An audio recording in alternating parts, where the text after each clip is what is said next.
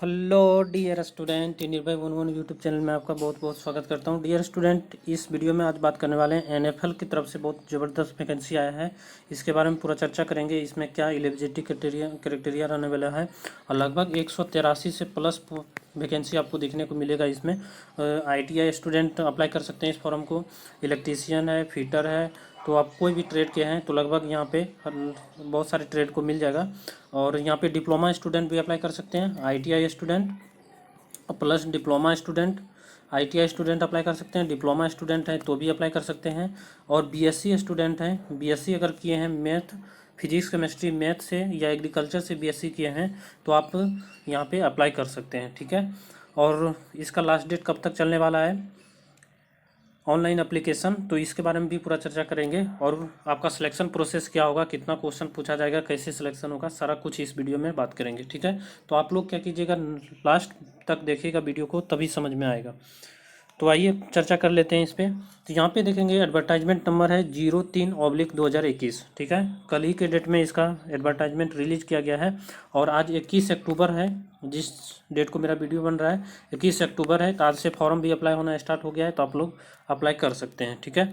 यहाँ पे देखेंगे तो किस किस पोस्ट के लिए आया है, जैसे कि आप लोग एनएफएल के बारे में जानते होंगे, नेशनल फर्टिलाइजर लिमिटेड। ठीक है। एक अंडरटेकिंग है, इंडियन अंडरटेकिंग गवर्नमेंट का है, और जो कि मिनी रत्ना कंपनी है। ठीक है। यहाँ पे देखेंगे तो मिनी रत्ना कंपनी है। ठीक है।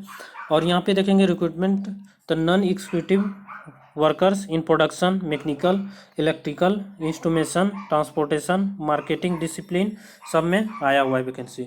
और ये वैकेंसी बिल्कुल भी नए स्टूडेंट के लिए है। आप चाहे 17, 18 या जब 21 में भी पास आउट हो गए हैं तो आप बिल्कुल अप्लाई कर सकते हैं। यहाँ पे कोई भी एक्सपीरियंस नहीं मांगा गया है। ठीक है। विदाउट एक्सपीरियंस है तो आप लोग ज़रूर अप्लाई कर सकते हैं। यहाँ पे देखिएगा वैकेंसी पोजीशन टेबल 1 में आप देखेंगे पानीपत यूनिट पर हर एक यूनिट के लिए अलग अलग आया हुआ है, तो आप यहाँ पे अप्लाई करेंगे। जैसे कि यहाँ पे पहला है पानीपत यूनिट। पानीपत यूनिट में देखेंगे तो पानीपत यूनिट में पहला पोस्ट पे देखेंगे तो junior engineering assistant grade 2 production. यहाँ पे स्केल आपको मिलेगा 23,000 से 56,000 के आसपास मिलेगा। और नंबर ऑफ वैकेंसी है तो यहाँ पे देखेंगे 40 वैकेंसी है। और यूआर में 19 हो गया, एससी में 7, एसटी में 0 है, ओबीसी में 10। इस तरह से देखेंगे तो आपको यहाँ से देखने को मिलेगा। ठीक है। उसके बाद बात करेंगे दूसरे नंबर पे जो है junior engineering assistant grade 2 instrumentation के लिए। इसका क्वालिफिकेशन भी बात करेंगे अभी, जस्ट इसको डिस्कस करने के बाद कि क्या इसका एलिजिबिलिटी क्राइटेरिया रहने वाला है, क्या इसका क्वालिफिकेशन मांगा जाएगा आपसे, सारा कुछ डिस्कस करेंगे। ठीक है। तो यहाँ पे देखेंगे junior engineer assistant grade 2 instrumentation के लिए 23,000 से आपको सैलरी जो मिलेगा 23,000 से 5600 के बीच मिलेगा। और यहाँ पे टोटल पोस्ट 3 पोस्ट रखा गया है। ठीक है। यहाँ पे junior engineer assistant grade 2 electrical के लिए 23,000 से 5600, इसका 56,000 भी इसका भी है। और यहाँ पे 5 पोस्ट आपको देखने को मिलेगा। और उसके बाद है अटेंडेंट ग्रेड 1। ठीक है, जो कि आईटीआई स्टूडेंट के लिए है। तो यहाँ पे अटेंडेंट ग्रेड 1 के लिए देखेंगे तो इलेक्ट्रिकल 21,000 से लेकर आपको 52,000 के आसपास मिलेगा। और यहाँ पे देख सकते हैं कि टोटल 9 पोस्ट है। ठीक है। उसके बाद लोको अटेंडेंट में 21,000 से, यहाँ भी सैलरी दिया हुआ है 21,500 से 52,000 के आसपास मिलेगा। यहाँ पे टोटल 5 पोस्ट है। ठीक है। तो ये आईटीआई स्टूडेंट के था। और यहाँ पे जूनियर इंजीनियर जो लिखा हुआ है यहाँ पे इंजीनियरिंग, ये सब डिप्लोमा स्टूडेंट के लिए। ठीक है। उसके बाद देखेंगे कि यहाँ पे भटिंडा यूनिट। ठीक है। यहाँ पे देखेंगे भटिंडा यूनिट में, तो भटिंडा यूनिट में आपको यहाँ पे फिर से मिलेगा जूनियर इंजीनियरिंग के लिए असिस्टेंट ग्रेड 2 प्रोडक्शन के लिए। तो यहाँ पे देखेंगे तो सैलरी पे स्केल लिखा हुआ है। और यहाँ पे आपको टोटल 26 पोस्ट मिल जाएगा। ठीक है। यहाँ पे कैटेगरी वाइज भी पोस्ट देख सकते हैं। ठीक है। उसके बाद देखेंगे यहाँ पे दूसरा नंबर पे junior engineering assistant grade 2 instrumentation, ये सब डिप्लोमा स्टूडेंट के लिए है और बीएससी स्टूडेंट के लिए है। ठीक है। यहाँ पे टोटल 6 पोस्ट मिलेगा। और उसके बाद junior engineering assistant grade 2 electrical के लिए यहाँ पे देखेंगे 23,000 से 5600 मिलेगा, 56,500। और यहाँ पे 1 पोस्ट है। ठीक है। उसके बाद देखेंगे लोको अटेंडेंट, जो कि आईटीआई स्टूडेंट के लिए मैट्रिक प्लस आईटीआई किए हैं तो आप लोग अप्लाई कर सकते हैं इसको। लोको अटेंडेंट यहाँ पे ग्रेड 2 के लिए है, तो यहाँ पे 23,000 से 56,500 के आसपास मिलेगा। और लोको अटेंडेंट के लिए यहाँ से फिर दिया हुआ है और वैकेंसी भी देख सकते हैं। उसके बाद अटेंडेंट ग्रेड 1 मैकेनिकल फिटर के लिए है।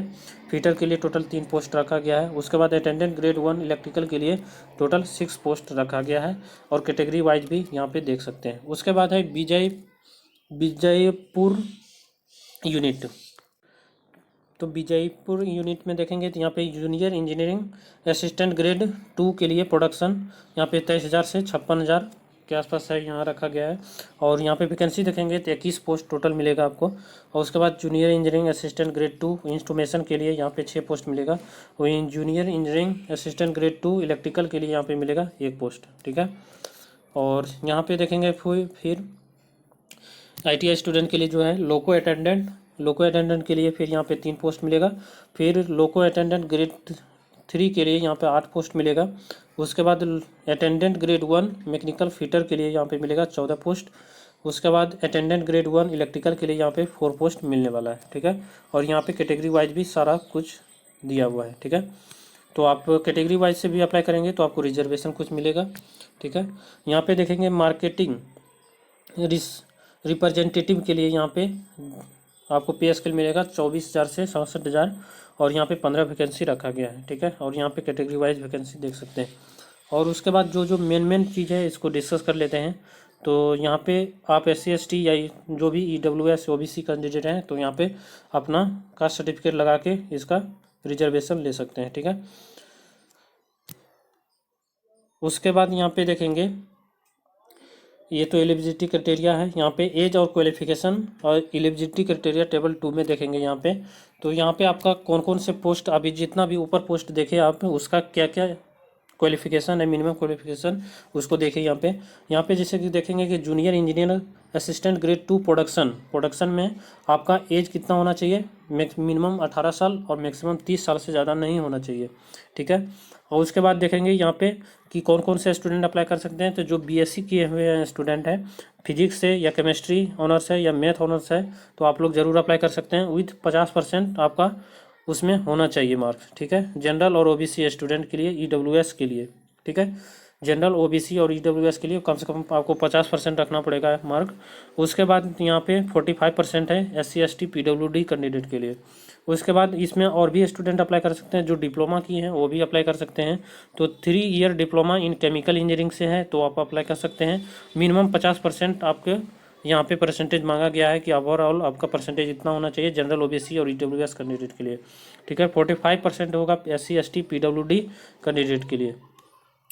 चलिए यहाँ तक क्लियर है सबको। अब उसके बाद यहाँ पे दूसरा पॉइंट में बात करेंगे तो junior engineering assistant grade 2 instrumentation के लिए तो यहाँ पे मिनिमम 18 साल होना चाहिए आपका एज और मैक्सिमम 30 साल होना चाहिए। इसमें डिप्लोमा स्टूडेंट अप्लाई कर सकते हैं, regular 3 year diploma in instrumentation या इंस्ट्रूमेशन एंड कंट्रोल या इलेक्ट्रॉनिक्स एंड इंस्ट्रूमेशन है तो भी अप्लाई कर सकते हैं। या इलेक्ट्रॉनिक्स इंस्ट्रूमेशन कंट्रोल या इंडस्ट्रियल इंस्ट्रूमेशन है या प्रोसेस कंट्रोल इंस्ट्रूमेशन या इलेक्ट्रॉनिक्स एंड इलेक्ट्रिकल है तो भी अप्लाई कर सकते हैं। अप्लाइड इलेक्ट्रॉनिक्स है एंड इंस्ट्रूमेशन तो भी अप्लाई कर सकते हैं। इलेक्ट्रॉनिक्स एंड कम्युनिकेशन है तो भी अप्लाई कर सकते हैं। इलेक्ट्रॉनिक कंट्रोल इंजीनियरिंग और इंस्ट्रूमेशन प्रोसेस कंट्रोल और 50% आपका होना चाहिए इसमें मार्क्स, ठीक है। ओवरऑल परसेंटेज जो है 50% होना चाहिए और SC ST के लिए जो है 45% होना चाहिए। तो ये फुल्ली डिप्लोमा स्टूडेंट के लिए है, ठीक है। यहाँ तक क्लियर है। अब यहाँ पे देखेंगे तीसरा नंबर पे जो इलेक्ट्रिकल स्टूडेंट के लिए है। यहाँ पे आपका वही होना चाहिए 18 साल से 30 साल तक। Regular 3 years diploma in electrical या electrical and electronics engineering with minimum 50% marks in A grade OBC general OBC EWS candidate के लिए 45% marks SC ST PWD candidate के लिए, ठीक है। उसके बाद अटेंडेंट ग्रेड 1 इलेक्ट्रिकल जो कि ITI स्टूडेंट के लिए अटेंडेंट ग्रेड 1 आपका भी इसमें एज जो है 18 साल होना चाहिए मिनिमम, मैक्सिमम 30 साल होना चाहिए, ठीक है। उसके बाद यहाँ पे देखेंगे तो मैट्रिक किए हैं, मैट्रिक प्लस ITI किए हैं तो आप अप्लाई कर सकते हैं इसमें। Matric plus ITI electrician with minimum 50% marks होना चाहिए और SC ST कैंडिडेट के लिए 45% होना चाहिए, ठीक है। उसके बाद यहाँ पे देखेंगे attendant grade 1 mechanical fitter student के लिए बात करेंगे तो यहाँ पे मैट्रिक प्लस रेगुलर ITI होना चाहिए। और यहाँ पे 50% मार्क्स ओबीसी जनरल ईडब्ल्यूएस के लिए और 45% marks SC ST PWD candidate के लिए। उसके बाद देखेंगे यहाँ पे छठा पॉइंट में लोको अटेंडेंट के लिए ग्रेड 3, यहाँ पे भी आपका एज लिमिट दिया हुआ है मेट्रिकुलेशन, ठीक है। मैट्रिक करके प्लस आईटीआई किए हैं तो आप अप्लाई कर सकते हैं। यहाँ पे आपका जो ट्रेड होना चाहिए mechanic diesel trade with minimum 50% marks होना चाहिए, ठीक है। तो इसको देख सकते हैं। और यहाँ पे और कुछ लिखा हुआ है, देखिए यहाँ पे उसके बाद लिखा हुआ है मैट्रिक और NCVT passing all India trade test in trade of mechanical diesel या candidate not to be colour blind और मस्ट भी जो है हैव मिनिमम विजन स्टैंडर्ड होना चाहिए। आपका कलर ब्लाइंडनेस ये सब नहीं होना चाहिए, इस यहाँ पे दिया है। तो उसके बाद लोको अटेंडेंट के लिए है जो कि यहाँ पे 18 से 30 साल, इसमें भी एज लिमिट दिया गया है। और full time 3 years diploma in mechanical engineering होना चाहिए विथ 50% मार्क्स, ठीक है। और यहाँ पे 50% होना चाहिए जनरल ओबीसी ईडब्ल्यूएस स्टूडेंट के लिए और 45% होना चाहिए एससी एसटी पीडब्ल्यूडी कैंडिडेट के लिए, ठीक है। और एआईसीटी से आपका रिकॉग्नाइज्ड होना चाहिए कॉलेज, ठीक है। यहाँ तक क्लियर है। उसके बाद देखेंगे मार्केटिंग रिप्रेजेंटेटिव के लिए आपका क्या क्वालिफिकेशन होना चाहिए। तो मार्केटिंग के लिए आपका बीएससी होना चाहिए, ठीक है। बैचलर ऑफ साइंस बीएससी होना चाहिए एग्रीकल्चर से, ठीक है। एग्रीकल्चर से आप तो अगर बीएससी किए हैं तो आप अप्लाई कर सकते हैं। 50% मार्क्स आपका ओवरऑल होना चाहिए और 45% marks SC ST PWD candidate के लिए है, ठीक है। तो यहाँ पे मिनिमम को एजुकेशनल क्वालिफिकेशन जो था इसको डिस्कस कर लिए। उसके बाद आगे आइए, यहाँ पे और जो मेन पॉइंट है इसको डिस्कस कर लेते हैं। आप यहाँ पे बात करेंगे फ़ी आपका कितना लगेगा। Application fee non refundable application fee है, यानी आपको रिफंड नहीं किया जाएगा। और यहाँ पे देखेंगे सीरियल नंबर और यहाँ पे जो आपका पोस्ट पे स्केल कोड जो है यहाँ पे इस तरह से दिया हुआ है। और यहाँ पे देखेंगे मार्केटिंग रिप्रेजेंटेटिव के लिए और junior engineering assistant grade 2 production या आपका इंस्ट्रूमेशन है या तो इलेक्ट्रिकल है या लोको अटेंडेंट ग्रेड 2 या अटेंडेंट ग्रेड 1 या अटेंडेंट ग्रेड 1 मैकेनिकल फिटर या लोको अटेंडेंट ग्रेड 2, यानी लगभग आप सबके लिए जो है यहाँ पे कितना फ़ी रखा गया है 200, ठीक है। 200 आपको लगेगा। 200 किसके लिए लगेगा, तो यहाँ पे जनरल ओबीसी और ईडब्ल्यूएस स्टूडेंट के लिए 200 लगेगा, ठीक है। अगर आप एससी एसटी से हैं बिलोंग्स करते हैं या पीडब्ल्यूडी से तो आप यहाँ पे कोई भी चार्ज नहीं देंगे, यहाँ पे ऐसे ही अप्लाई कर सकते हैं, ठीक है। उसके बाद यहाँ पे नीचे लिखा हुआ है it may also noted that NFL does not seek any other charges of the expense, ठीक है। तो ये तो अलग चीज़ है। उसके बाद रिजर्वेशन या यहाँ पे रिलैक्सेशन चाहते हैं तो आप अपना कैटेगरी को जो भी आपका कैटेगरी का सर्टिफिकेट लगा के अपना रिजर्वेशन ले सकते हैं, ठीक है। और यहाँ पे दे रहा है कि आपका 6 मंथ से ज़्यादा नहीं होना चाहिए, ठीक है। आप जो भी सर्टिफिकेट लगाएंगे कैटेगरी सर्टिफिकेट तो वहाँ पे देखिएगा 6 मंथ से ज़्यादा नहीं होना चाहिए, यानी नया आपका खोज रहा है इसमें, ठीक है। तो इसको भी ध्यान दीजिएगा। उसके बाद यहाँ पे डिसेबिलिटी के बारे में कुछ लिखा गया है तो इसको पढ़ लीजिएगा, ठीक है। यहाँ पे ये तो अलग चीज़ है। उसके बाद सिलेक्शन मेथड, ठीक है। सिलेक्शन मेथड इसका क्या है, यहाँ पे देखेंगे पहले हाउ टू अप्लाई, आप अप्लाई कैसे करेंगे। तो अप्लाई करने के लिए eligible and interested candidate is required to apply online from 21/10/2021 से लेकर 10/11/2021 तक। आप 5:30 बजे तक, शाम 5:30 बजे तक आप अप्लाई कर सकते हैं, यानी 21 अक्टूबर से इसका अप्लीकेशन स्टार्ट हो चुका है, 21 अक्टूबर से, ठीक है। 21 अक्टूबर से तो आप लोग जाके अप्लाई कर सकते हैं। और यहाँ पे 10/11 तक चलने वाला है, यानी आपका 10 नवंबर तक चलेगा। 21 अक्टूबर से स्टार्ट हो गया है, 10 नवंबर तक चलेगा आपका फॉर्म, ठीक है, शाम 5-5:30 बजे तक। यहाँ पे दिया गया है कि आप कैसे अप्लाई करेंगे, कौन से साइट पे जाएंगे। तो यहाँ पे साइट दिया गया है www.nationalfertilizers.com पे जाएंगे। वहाँ पे जाने के बाद उसके बाद कैरियर ऑप्शन में जाएंगे, कैरियर में रिक्रूटमेंट इन एनएफएल में जाएंगे, वहाँ से जाएंगे तो आप अपने अलग अलग पोस्ट पे जो भी आप पोस्ट पे अप्लाई करना चाहते हैं तो वो कर सकते हैं। उसके बाद यहाँ पे 1.3 में लिखा गया है ओनली 1 एप्लीकेशन पर कैंडिडेट फॉर पार्टिकुलर पोस्ट और इज अलाउड, ठीक है। यानी एक कैंडिडेट एक ही पोस्ट के लिए अप्लाई कर सकते हैं। आप चाहेंगे 2-3 पोस्ट के लिए अप्लाई करें तो ऐसा नहीं होगा, ठीक है। तो एक स्टूडेंट एक ही पोस्ट के लिए अप्लाई करेंगे, ठीक है। यहाँ तक क्लियर है सबको। उसके बाद यहाँ पे देखेंगे,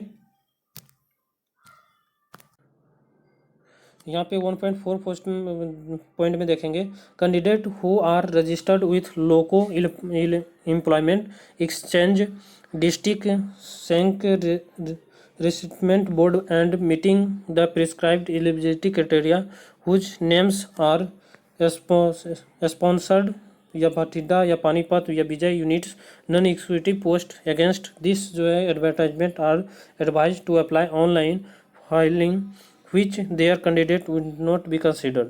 यानी आपका कोई स्पॉन्सर्ड या इस तरह से नहीं होना चाहिए, यहाँ पे ये दिया हुआ है। तो ये तो सबके लिए ये होगा, ठीक है। तो आप अप्लाई बिल्कुल कर सकते हैं। यहाँ पे देखेंगे तो यहाँ पे आपका क्या क्या लगने वाला है। तो एजुकेशनल क्वालिफिकेशन के प्रूफ में आप मार्कशीट ये सब देंगे जो कि 200 KB का होना चाहिए, ठीक है।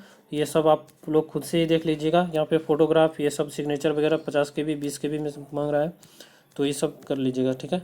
ऑनलाइन एग्जामिनेशन, ठीक है। आपका एग्जामिनेशन जो होगा कैसे होगा, तो यहाँ पे दिया हुआ है candidate will be required to appear computer based. आपका ऑनलाइन एग्जाम होगा CBT, ठीक है। Date and time venue is maintained in the admit card which shall tentatively is issued will in time before the date of online exam है, ठीक है। जब भी आपका एग्जाम ऑनलाइन होगा उससे पहले ही आपका एडमिट कार्ड रिलीज कर दिया जाएगा, यहाँ पे दिया गया है, ठीक है। आप एडमिट कार्ड कैसे डाउनलोड करेंगे अगर जब भी आएगा आप, तो यहाँ पे www.nationalfertilizer.com पे जाके यहाँ पे डाउनलोड कर पाएंगे, ठीक है। आपके जो एग्ज़ाम सेंटर होने वाला है वो कहाँ कहाँ पे होगा, तो यहाँ पे जम्मू कश्मीर हो गया, चंडीगढ़, न्यू दिल्ली, NCR, भोपाल, हैदराबाद, मुंबई, चेन्नई, जयपुर, अहमदाबाद, भुवनेश्वर, रांची और बेंगलुरु, कोच्चि, ये सब यहाँ पे पटना, ग्वालियर सब यहाँ पे दिया गया है, ठीक है। तो आपका जो भी नियर सिटी है वहाँ पे आप यहाँ पे दे सकते हैं और आपका एग्ज़ाम वहीं पे होगा, ठीक है। उसके बाद यहाँ पे देखेंगे तो यहाँ पे कोई भी पोस्ट के लिए अप्लाई कर रहे हैं तो यहाँ पे दिया गया है कि candidate would be required to score minimum 50% marks, ठीक है। 50% मार्क्स आएगा तभी आपको सिलेक्शन किया जाएगा। और यहाँ पे 75 अगर 150 क्वेश्चन पूछा जाएगा तो उसमें 75 क्वेश्चन आपको सही करना होगा, जो कि ऑनलाइन टेस्ट। और सच candidate would B unit category wise in order of the merit, ठीक है। यहाँ पे ये दिया गया है। यहाँ पे देखेंगे ऐसे फर्स्ट पॉइंट पे 3.1 में, तो being group C non executive level post के लिए no interview and selection of the candidate appointment shall be made purely on the basis of marks obtained in online test and subject to verification of certificate and ये सब दिया है। यानी आप group C post के लिए जो भी नॉन एग्जीक्यूटिव पोस्ट के लिए है उसमें कोई भी आपका इंटरव्यू नहीं होगा। आप जो CBT एग्ज़ाम देंगे उसमें जो आपका नंबर आएगा उसी के बेसिस पे आपका यहाँ पे मेरिट बनेगा। मेरिट बनने के बाद यहाँ पे आपका डॉक्यूमेंट वेरिफिकेशन आएगा, उसके बाद यहाँ पे सिलेक्शन हो जाएगा आपका, ठीक है। तो यहाँ पे जो भी मेन पॉइंट था यहाँ पे डिस्कस लगभग कर चुके हैं और देख लेते हैं। और नीचे तक कुछ यहाँ पे देख लीजिएगा, थोड़ा सा एक बार इसको देख लीजिए। यहाँ पे date of opening online application 21/10 से स्टार्ट हो चुका है, ठीक है। और last date of submission of online application आपका 10/11 तक चलेगा। तो आप लोग इसको ज़रूर से ज़रूर जाके अप्लाई कीजिए। अगर वीडियो अच्छा लगा है ज़रूर एक बार लाइक कर दीजिएगा। अगर नए स्टूडेंट हैं तो निर्भय 11 यूट्यूब चैनल को सब्सक्राइब करके रखिए ताकि आपसे कोई भी अपडेट नहीं छूट पाए। और आप इसरो SDSE या UPRVUNL या कोई भी JEE लेवल या ITI लेवल का तैयारी करना चाहते हैं तो आप इस चैनल को ज़रूर सब्सक्राइब करके रखिए और एक बार प्लेलिस्ट भी चेक कर लीजिएगा, तो वहाँ पे सारा कुछ आपको मिल जाएगा पढ़ने का, ठीक है। Take care, bye bye.